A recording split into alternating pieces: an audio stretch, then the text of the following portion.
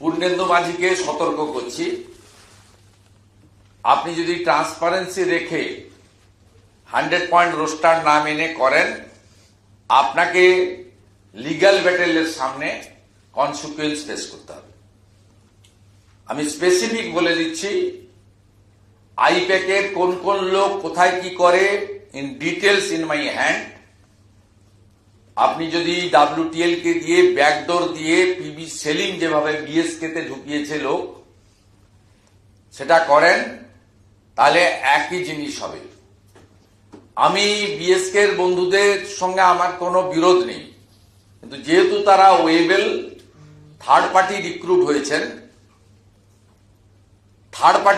হয়েছেন, তারা সরকারি আধিকারিক নন।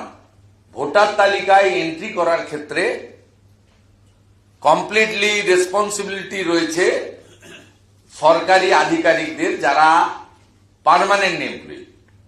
আপনাদের মমতা বন্দ্যোপাধ্যায় যেদিন পার্মানেন্ট করে দেবে, তারপরে আপনাদেরকে দিয়ে এন্ট্রি করান, আমার কোনো আপত্তি নেই, কিন্তু বেআইনি কাজ আমি করতে দেব না।